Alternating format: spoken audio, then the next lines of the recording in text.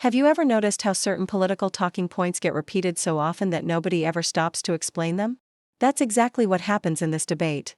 Before we dive into the full story, comment where you're watching from, and don't forget to like and subscribe so you don't miss the next one. The discussion begins with the familiar claim that Barack Obama was one of the most divisive presidents in American history. But when the panel asks for specific examples, the confidence quickly starts to fade. Instead of pointing to clear policies or actions, the response shifts to Obama's speaking ability. But that doesn't answer the question. And that's the point. If you're going to make such a major claim about a former president, you should be able to back it up with evidence, not just repeat a political slogan. So stick around, because after we watch this clip, we'll break down what happened and discuss why this exchange has sparked so much debate. Tonight, the Obama Presidential Center is officially open. All four other living former presidents and first ladies attending the opening ceremonies on the south side of Chicago today, along with a number of celebrities. President Obama took the podium and encouraged Americans not to lose faith in each other and to remember that collective voices and how we treat each other matters. Forgetting that fact, he says, only gives power to those trying to divide us. For us to give in now, after all this country's been through, to cynicism and division would be a betrayal of our founding ideas.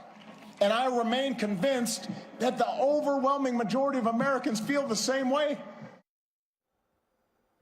So in some ways, this was like church for liberals. It was. Everybody was dressed in their Sunday finest and sitting in the pews.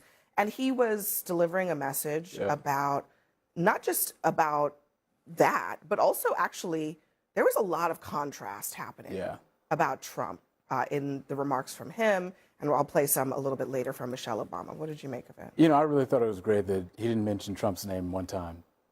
You know, he didn't mention him one time. And I think that, frankly, America got to get a chance to remember what it was like to have a president that could really give speeches that united us as a country.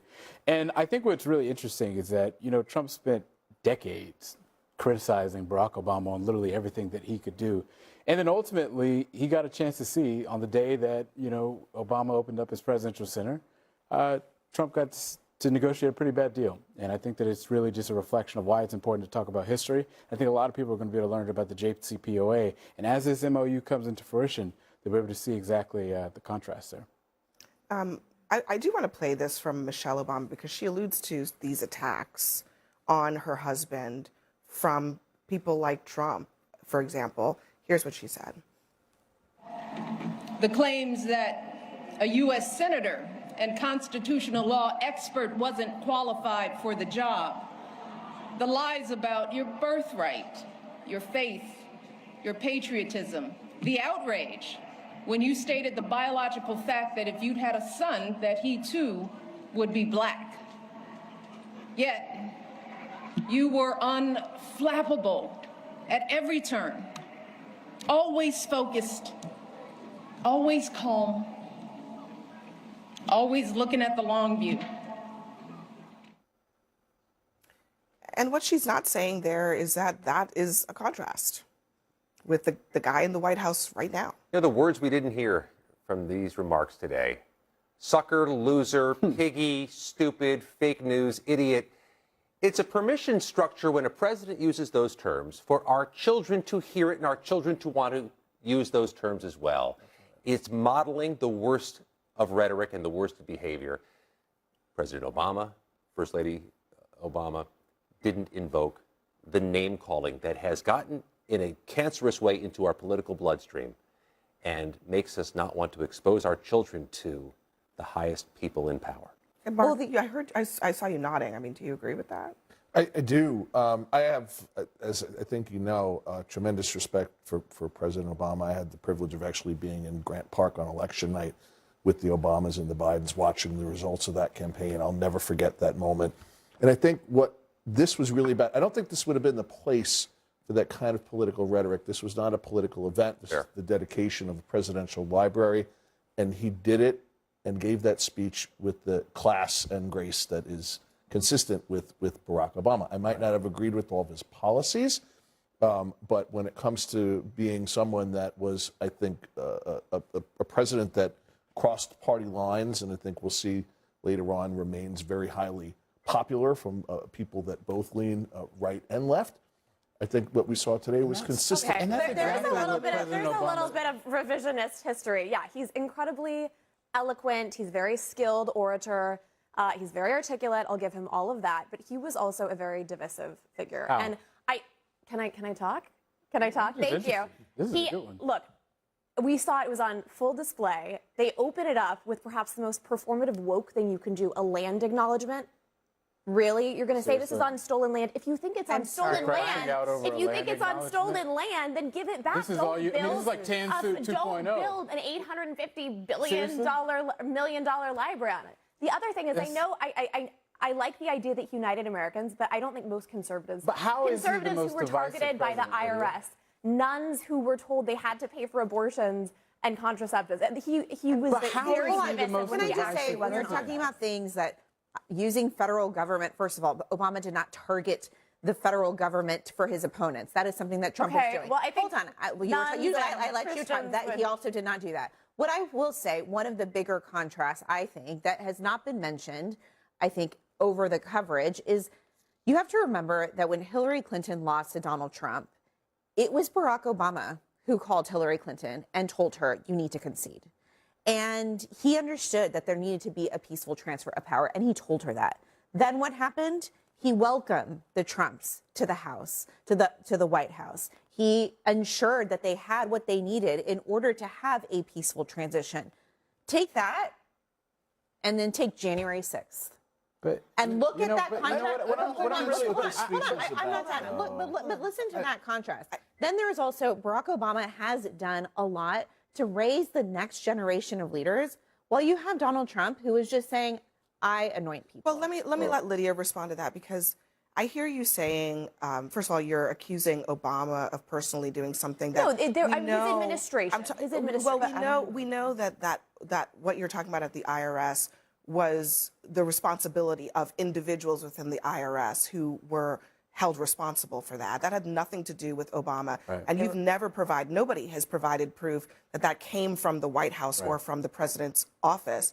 The second thing that you mentioned, which is basically abortion policy, I take it that is your view of how that policy should operate in this country. But you have to understand that another half of the country believes the opposite of what you believe. Right. So when you talk about divisiveness, Barack Obama was smeared as not being a legitimate president because Trump was lying that he was not a native-born American citizen. And then he welcomed that same man into the White House. Right. Their wives sat down and had tea.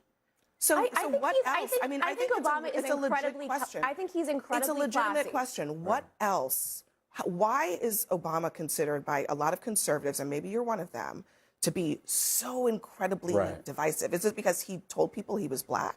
Right. No, no. I think he's incredibly classy. He's a very eloquent speaker. I think there's a lot of things to credit him for. Lydia, I'm saying his policies. Hold on.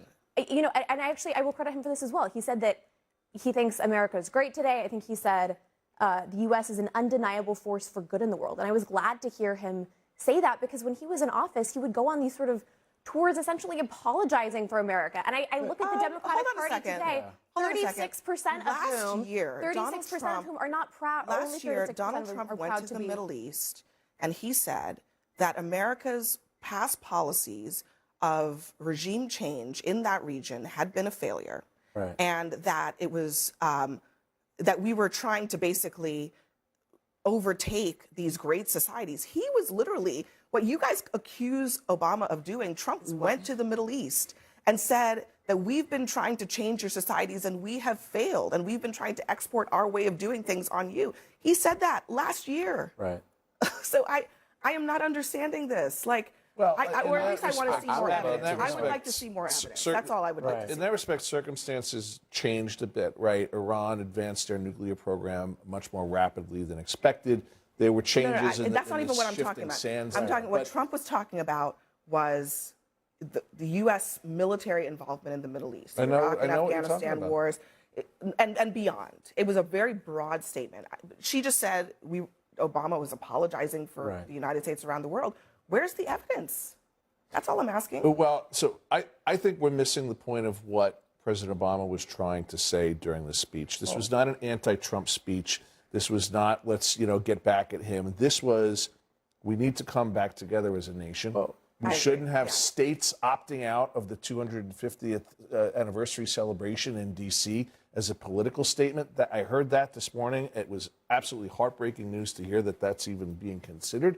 And I don't think that Barack Obama is terribly happy with the state of his own party right now. Yeah. It looks very different than it did when he was in the Oval Office. It's much more polarized. It's been had quite a lot of woke and other influences that I don't think that Barack Obama was a woke president. That wasn't even a thing when he was. But look, here's the thing. I get that you might get it, but I'm really focused on this. When you say that President Obama is one of the most divisive presidents in history, that's something that you guys can never back up.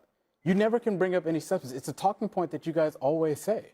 So to Abby's point, what specifically are you referring to when you say he's one of the most divisive presidents in history? He did not invite Milli Vanilli to the library party today, or Vanilla Ice, or CNC Music Factory.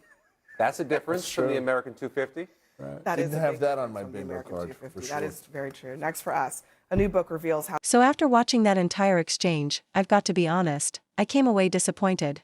Not because Lydia couldn't answer the question, but because the panel didn't push her harder. When someone calls Barack Obama one of the most divisive presidents in American history, that's a serious claim. You can't just let it slide. The obvious follow-up is, what specifically made him divisive? If you're making that argument, you should be able to back it up with clear examples. Instead, the conversation moved on without ever getting a real answer. That's why I think Abby should have pressed further. Political talking points should be tested, not simply accepted. Now, I know some people will disagree with my perspective, and that's completely fine. But in my view, the word divisive became closely associated with Obama during a period when the false birther conspiracy gained traction and shaped much of the political conversation around his presidency. At the same time, many of Obama's critics would argue their objections were about his policies rather than his identity. That's an important distinction, and it's one reason debates like this should focus on evidence instead of slogans. The bottom line is simple: if you're going to make such a strong accusation, you should be prepared to explain it. And in this exchange, that explanation never really came. That's what made this moment so revealing. Let me know what you think in the comments below, and I'll see you in the next one.